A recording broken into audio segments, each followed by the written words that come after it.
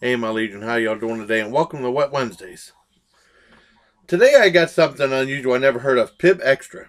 Now, I've been finding a lot of types of pop that you wouldn't usually get, because usually the only way to get them is buy a half case, but thanks to Surefind, they've been having like a mix and match case where they have like a bunch of pop loose on a little cardboard tray. You gotta be careful because when you carry them out, so they don't fall over the place. And you can mix and match different things. And I've got some really neat things for Wet Wednesdays. I'm real behind on Wet Wednesdays now because of it. And this is one I never heard of before, Pibb Xtra. Now I've had Mr. Pibb before, I think, and they the one where they had like the real goofy picture of this guy's real scribbly guy's face, where I thought was funny because I have a silly sense of humor. And this is Pibb Xtra, artificially flavored spicy cherry soda, which is really cool because I remember a long time ago when we used to go to Wegmans a lot. There was a Wegmans pop that was like a spicy cherry or something like that. So I'm definitely enthused of trying a spicy cherry soda because I haven't done any spicy drinks except for the cocaine energy drink Tony sent me, and that was spicy by surprise because I didn't think it would be. So let's give this a shot. This is a product of the Coca-Cola Company too, out of Atlanta, Georgia. All right, give it a shot. Pibb Xtra. Oh, you definitely smell a strong smell of the cherry soda.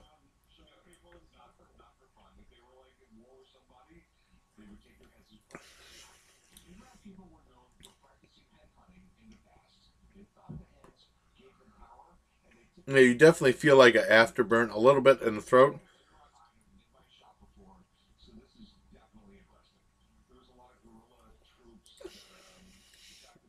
It's in the bad cherry soda.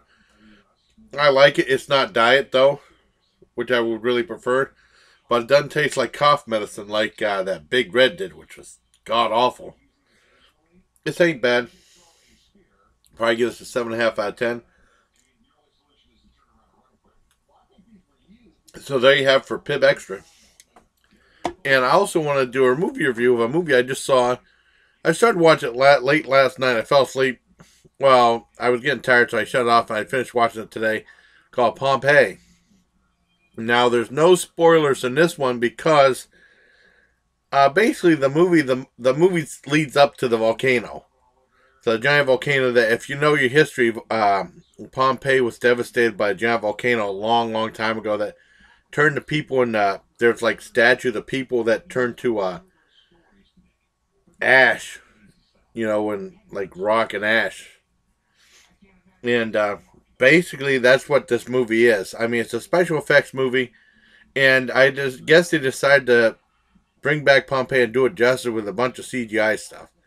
Now, it's the opposite of the Age of Ultron with movie making 101, which was important storyline, interesting characters, and stuff like that to go with the special effects. This had a modest. The story was alright. I started getting into it more and more later on in the movie, and somewhat interesting characters. They're so. Not a big name cast. The biggest name was Kiefer Sutherland was in it, and the guy who played Adebisi from Oz was in it. And that was a guy who looked just like Roman Reigns, but I couldn't have been him. And basically, whenever it's about like a gladiator thing, and then later on, it's like an hour and 45 minutes, but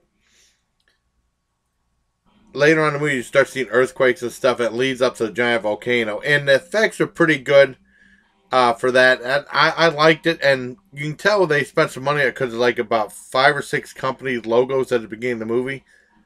And it's not a bad movie. It's not the greatest, but it's not bad. The effects won me over.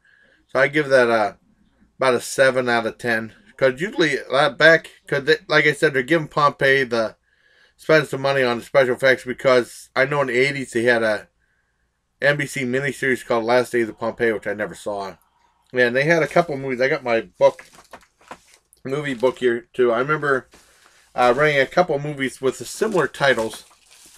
Both Warriors and Titles back in the 80s. Both two low budget movies. One was Warrior and the Sorcerer. Warrior and the Sorcerer, Warrior and the Sorceress. Warrior and the Sorceress with Uh, David Carradine, which was actually really entertaining. And then the second movie was Warrior Queen with Sybil Danning in it and Donald Pleasance, and that was really boring. And then it had like it was set in Pompeii and it ends with a volcano, but it was just the volcano was just footage from an old Italian sword and sandal movie. That's what they call the gladiator movies back then. So that was really cheesy. But like I said, I liked Pompeii. It was not too bad. I saw it on Encore on Demand. It was made like a year or two ago. And I give it like a 7 out of 10. It's not too bad. And this Pibb Xtra was pretty good too. So until next time, everybody, I hope you like this video. And take care, my legion. And please subscribe.